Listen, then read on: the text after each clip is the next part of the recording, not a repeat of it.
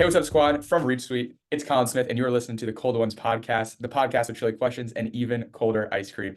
We are joined today by Mark Collin. You know him as the Chief Revenue Officer at Catalyst, the former SVP of Global Sales at Outreach, and your favorite Penn State alumni. Welcome to the show, Mark. What up? There he is. Good to see you, man. I should have worn my button up. You look so much better than me, man. I'm all casual. I got a beanie on. Well, you look like you're ready for a cold one. Yeah, exactly. I brought it right here, man. I brought it right here. So, Yeah. as always, we don't just send you random ice cream, man. We think about it. We put some thought into this. And as a Southerner myself, I really appreciate butter pecan. I call it pecan. I don't know if that's the Northern family I root. call it pecan too. Okay. So is that the Southern way to say it? I think Pecan? that's a southern way to say it. Okay. Pecans. Yeah. So I know you're from Mississippi. What part of Mississippi again?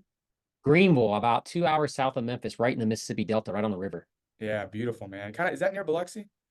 No, Biloxi's all on the coast, so probably a good 3-4 hour drive to Biloxi. There's my Mississippi geography for you. Well, I know that we're both Southerners, man. And down in the South, they love pecan pie, they love butter pecan, anything. And so I want to get a little butter pecan to start this off.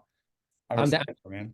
You nailed the butter pecan. That was firmly in the bullseye. What was like growing up? Do you have like a favorite meal that you remember, like your parents or your grandparents making? I had every New Year's, my mom, who was born in Appalachia and is just a straight down home country girl. She would make hog jaws, black-eyed peas, and collard greens every year on New Year's Day. That was your like, hey, good luck for the year thing. And so my dad would be outside on this little thing, boiling or frying these hog jaws, which was they had this like they're kind of like bacon, but a little bit thicker and real crispy rind on the outside and then real tender on the inside. Oh, dude, I'm getting hungry. Juiced up. Hog jaws. All right, that's Mississippi. In Virginia, we did black-eyed pea soup. My mom did ham with it, Virginia ham. Everyone in Virginia loves ham. And we did collard greens. Actually, fun fact, man. Growing up, my neighbors used to call me Collin Greens. Hey, Collin Greens. That was my little nickname in the neighborhood. Love it, dude. So let's see. What are we working with? Do you have ice cream near you? All right, something good. There we go, man. All right, so we're gonna kick things off, Mark, with a little rapid fire, dude, just to humanize. Everyone knows you and what you've been able to build, but sometimes it's fun just to get to know who is Mark beyond the LinkedIn, beyond the success in the career. So kicking us off with a rapid fire one. What kind of car are you whipping, man? You don't want to know. I drive a 2016 Ford Flex that my kids call the toaster. A 2016 Ford Flex? Yep, I'm not a car guy. It's paid off. It has about 102,000 miles, I think. When I was driving it today, I noticed that. And yeah, I could pack her, my ex-wife, and the 4 kids in there and go wherever we needed to go. There wasn't much room for the bags, but that's all right. Put it in your lap, kids, and figure it out. Figure it out. Sit on top of it. Figure it out. My only question about that is, dude, Penn State gets like a pretty good amount of snow. How's the Flex handling the snow? Did it? I guess it did. Yeah, it's fine. Here's the deal: is everybody like freaks out about driving in the snow. It's pretty simple. Drive a little slower. Just do what you usually do, half. Yeah, just a little slower. If you ride on people's ass, how about back up a few feet then now? You know what I mean? That's all it takes. And then just being really careful. I've definitely had a couple times where I've hit something and ended up in the middle of an intersection where I couldn't control the car at all. But people are pretty, they're paying more attention that time. So nothing bad has ever happened. But most of the time you drive slow, you're fine. Do whatever you do, divide it in half. That makes it really simple. All right, dude. Funniest celebrity encounter. I was 16 or 17 working in the Greenville Mall in Greenville, Mississippi, in a store called the Athlete's Foot, which is the worst shoe store name ever devised by mankind. I don't know if it could be any worse. Foot fungus, maybe. Yeah. Worst name, but at this time I'd been there for a little bit, and one of my shticks was I didn't just sit in the store and wait for people. I'd go out into the hallway in front of the store and bring people into the store. So I'm like at the front of the store, like kind of doing my thing, and I see this mob of people off to the right. And I see Jerry Rice in the middle of them. And I'm like, oh my God, it's Jerry Rice. And I don't know what possessed me to do this, but I just yelled out, yo, Jerry, you got a phone call. And he booked it over to the store and I took him in the back and he's like, yo, kid, thank you. He's like, I can't get done with anything. He's like, anything you send back here, I'll buy. And he bought like $5,000 worth of shoes and apparel sitting in the back of that store while I was giving him a little bit of privacy. Hey, Jerry, you've got a phone call. Where did you go?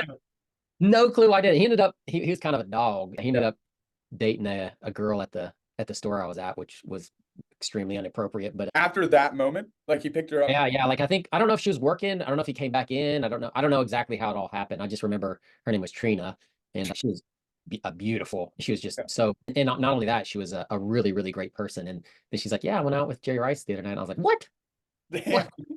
Is he from Huh? Is he from down there? No. His wife was from Greenville, Mississippi. Oh, that's why he was down there. Got it. He was a dog. Dude, that's a really good one. Dude, that's quick. Little Dicky and I were passing, and he was getting mobbed. Do you remember the rapper Little Dicky? I don't know if that might have been past my time. I'm more of like a Mob Deep, Notorious B.I.G. era. I am too, but Little Dicky did that. I'm gonna save that money. Yeah, I don't know. Anyway, he was kind of I need you to redo that and really get into it. Like you're all a right. little. Hold on. Actually, you probably shouldn't do that, but I'm just gonna send you the link, and then you can just I don't know. Anyway, he's walking by, and I knew he went to University of Richmond. Everyone's mobbing. He's like annoyed. I just was like, dude, U of R alum, man, sweet. And he was like, oh, you went to U of R, and then he like walks over, and start talking. I'm like, oh shit, man. Oh man, that's funny. All right, last question, Mark. Most recent clothing purchase. What'd you pick up? I don't buy a lot of clothes. I don't know what specifically it was, but I love Lululemon, so probably some kind of Lululemon shirt or coat or pants or something. Maybe it was Lululemon boxers. Is that a Lululemon shirt right there? Yep. They're crisp, man. They do a good job with the collar. They're crisp and they're comfortable as hell. They fit good too. I'm a See, small. I met you in person. We're both kind of like in stature, yeah, have a little bit narrower build, and they fit just really. Yeah. bang on. Yeah. If anybody wants to send me a present, small Lululemon all day long. Let's go. Lululemon, me too. Or maybe we'll just do. All right, Mark. Well, thank you for a little fun, man. I really, again, I think it helps to humanize who's the guy behind behind the brand, behind the success stories, behind the Dude, can I get into this Moose Tracks or not? Because I don't know yeah. why you picked this one, but it is my favorite ice cream. No doubt. If I have ice cream in Really? my fridge, it will be Moose Tracks. That's the only one I Get buy. into it. Yeah. So we're moving on to the professional, the away from the personal rapid fire into some of the professional questions we have lined up based on, your background, and we're gonna introduce ice cream number 2, which is the Moose Tracks, baby. Moose Track, baby. And I didn't know that was your favorite ice cream. I'm really grateful to hear that is. The reason why I picked Moose Tracks is I was thinking about how you live in State College, Pennsylvania. And I've been to State College, Pennsylvania. My uncle actually was really close to where you are. And I don't know if there's moose there, but I have this vision that there are moose just like all over State College, walking through the mountains and the hills. And I'm like, dude, if there's anyone I talk to, it's always in San Francisco or Seattle or like downtown Manhattan. There's no moose there, but maybe in State College there's some moose.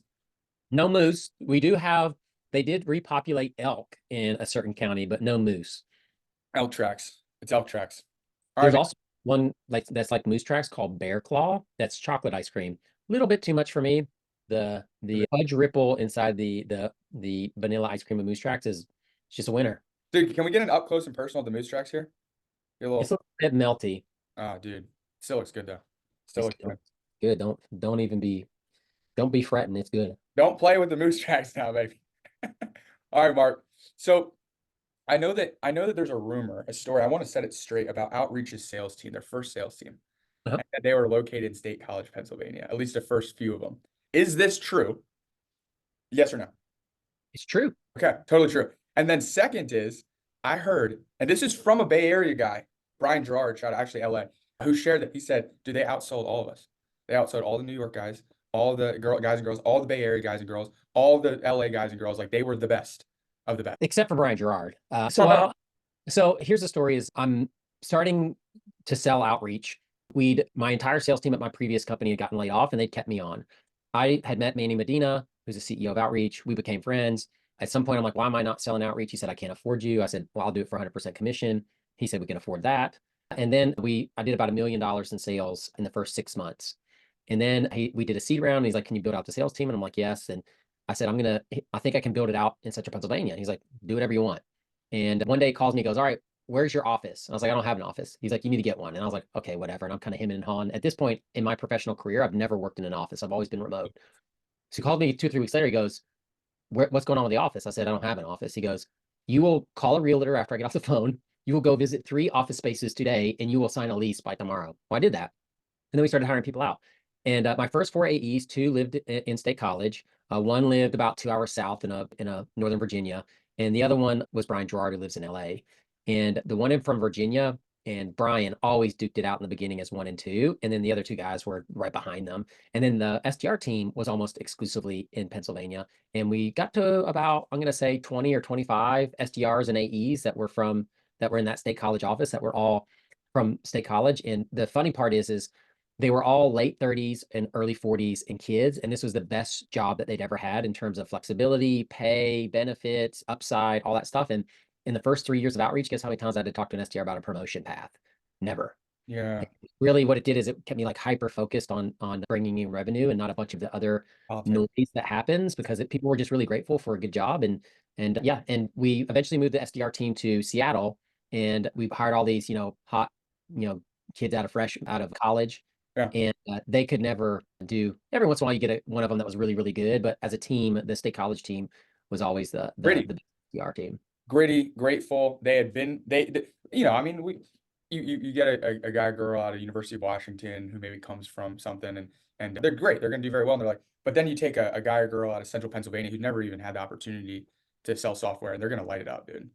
That's right. They all know how to work. They're all grinding, and you give Yeah. them a job that pays them twice as much, and all of a sudden they're super grateful. And yeah, and it's funny. There's probably 25 to 30 people here in the surrounding area that are now, the girl in Northern Virginia now is a VP at a software company. I have another guy that just was with me for a long time that just got hired as a sales leader at Gong. I have a couple sales operations people that, have a director or senior director title. So it's crazy. We have this little community now of high tech workers in State College that all came out of that little State College office. Rumor has it that the next SaaStr is actually going to be held in State College. Disaster State College. I like it. Yeah. I'm going to talk to Lemkin about that. Dude, for the whiteout game. I promise, Lemkin, if you hear this, the whiteout game will bring people. People will show up. So then I guess my question here is, and based on that, my question is, State College is not a primary market. And there's a lot of secondary and tertiary markets around the United States. Have you taken that playbook and continued using like a thoughtful, I want to hire people from second and third markets because the pay's better, they work harder. Is that something that you've actually brought out as like I would say at outreach, eventually I moved to Seattle and we consolidated. We tried to continue to stay remote after I moved to Seattle, and it just wasn't working. So we consolidated the sales team in Seattle where I was, and it kind of took off. And so we didn't continue that, though we started hiring remote again later. At Catalyst, we already had a really high performing tenured SDR team, and I didn't really add to it. So we didn't feel the need to open anything up, though. I've always kind of wanted to. I know there's a building in a little town called Altoona that I think would be an awesome place to have an office in Central Pennsylvania. And I've ran it by the founders of Catalyst, and they're very supportive. We just never had the timing right or the need. But to hire a bunch of single moms as SDRs and have like provided childcare there, that's like kind of like one of my secret little dreams. Is like, man, imagine an office filled with single moms slinging software with their kids next door. I'm telling you, that would be the highest performing sales team on the planet. Yeah, yeah. Dude, that's it. That's cool, man. And yeah, there's something to be said, like you mentioned earlier, about just giving folks a shot at something that they may have always wanted to have an opportunity to do, but just because of their geography or whatever, just never had it, and setting it up for success, man. All right, so moving over to Catalyst, it's no hidden secret. Catalyst and yourself are very vocal on customer-led growth and leveraging your customers your biggest growth engine. I love it. I'm bought in 100%. I've seen the magic of when you actually lean into this kind of newer methodology, or not even newer methodology, but just putting a label on it. Some folks may not be, but I don't think it's because the concept is challenged. I think everyone agrees the concept. It's likely because of operationalizing it. There's just not a lot of playbook. People don't know how do you do that. So I was going to ask you, Mark, if you were to operationalize a customer referral kind of partnership, like really, really like put a framework around it, how would you do that? Like walk me through some tactics that we should be considering. Well, the first thing you have to start with is a foundational principle. The first principle of customer-led growth is recurring revenue follows recurring impact. So if you believe that, that means that you constantly have to be creating value and having impact for your customer. It can't be a one-time impact. It needs to be recurring in order to keep the recurring revenue. So when you start with that as your first principle, then it dictates the most important part of customer-led growth to me, which is value creation. How do we create a methodology where we consistently create value for the customer? My framework for that is called moments of impact. I call it the MOI framework. And basically the way that it works is your sellers sell to a business initiative meant to achieve an outcome for a business. And that's a promise that they make, that we'll be able to help you with that. That business initiative typically is supported by jobs to be done. And your product team defines the jobs to be done that your software does. If their business initiative is around keeping urinals cleaner, for example, Catalyst doesn't have a job to be done around that, but the urinal cakes company does, right? So you got a job to be done, and the job to be done can have multiple solutions inside your product that help someone do that job. And then underneath those solutions are what I call those moments of impact. And so the moments of impact are the experience a customer has using the solution to do the job to get the outcome of the business initiative. It's pretty simple. We have about 33 or 37 moments of impact at Catalyst. If each one takes a month to do, that's 3 years of recurring impact that we can do. And let me give you a real specific example. Let's say that the business initiative is to increase net revenue retention by 5 points. We know one job you have to do in order to achieve that outcome is you have to have proactive risk management. So that's a job, proactive risk management. Catalyst nails that job to be done. The solution, though, and there's multiple solutions under proactive risk management, and a solution is just a bundling of features and functionalities that can do something to support that job. So a solution might be, we want an at-risk dashboard that fires off a playbook that is automated based on the type of risk inside the account. That sounds like a really good solution. Well, the moment of impact, though, is Colin on Monday sees that 3 accounts went at risk, 3 customers went at risk, and he goes and checks, and all 3 customers have emails that are going out to the executive sponsor of that thing, asking for a meeting to get on the books. Like, that's an experience you want, right, Colin? You want to know, okay, that risk, that's going to happen, but there's already things in motion, and the best practice is to schedule a meeting. That's all taken care of. So that's an experience. We'll have multiple experiences, multiple moments of impact underneath a solution, multiple solutions underneath a job. You might have 3 to 5 jobs that you do in your software, and then those attached to multiple types of business initiatives. But that's the general framework. And you fill out a little spreadsheet or a document that helps people understand with these business initiatives, here's the applicable jobs, here's the applicable solutions, here's applicable moments of impact, here's how to build them, here's how to position them. And that's what we've done at Catalyst. We're not all the way through with it, but we definitely have done a lot of the initial groundwork and are moving towards that. But that to me is a framework for value creation that helps you have a recurring impact, which helps you get recurring revenue. So that's how we explain it, and that's how we build it out. Fair enough. And I I remember the visual that comes to mind, I like it a lot, is you talked about, we do all this value creation up front and then static. And then the customer always says, what'd you do for me lately? Right? Month 11 comes around, what'd you do for me lately? Versus Yep. we should be thinking more of a stair step. And our customer success, I think I shared with you when we were in San Francisco together, our first go-to-market hire is a customer success leader. Because luckily I do have some sales skills so I can help fill in that front end. But we have seen and we're seeing when we invest in customer success, we see extremely high customer retention, very high customer referrals. So our pipeline starting to get filled by customer referrals. Yep. That's one question though that we touched on, but we didn't nail. I want to dig a little bit more into is, are there things that we should be doing if we assume that we're doing a great job taking care of our customer recurring value, which leads to recurring revenue? How do we operationalize customer referral programs and getting them to help build that flywheel of pipeline? So it has to do with that, the value creation. And what you're talking about is plateaus versus stair steps. And what most companies do is they have a plateau methodology for value creation. There's an onboarding phase where there's not much value because you're getting people on board, or like an integration phase, whatever. But then there's onboarding where you're getting your customers into the platform, users into the platform. Yep. And that's when value creation kind of skyrockets. But then what happens is it levels out, because once you get everybody in and you get the solution deployed, everybody takes a deep breath and lets out a long sigh. And then they just kind of hope things keep going. And they start fighting like the users leading the platform battle. They start, you got tickets and support issues and feature deficits that, nobody was able to identify in the sales cycle. And you have to deal with all that. But then what happens though is humans get used to stuff and they quit attributing the value you've created to your platform because they get used to it.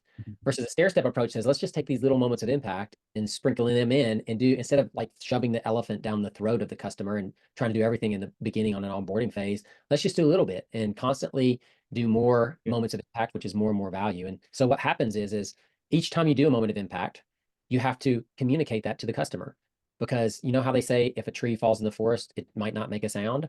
Well, if a customer doesn't acknowledge the value you create, you actually didn't create value. Even if the numbers say you did, they have to acknowledge it.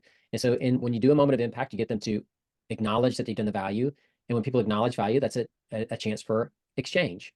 We can get you more value if you do this. And that might be a referral. That might be adding more licenses or expansion or whatever it is. But like, you want to get in a rhythm of, I got my moment of impact I'm deploying. I deploy that.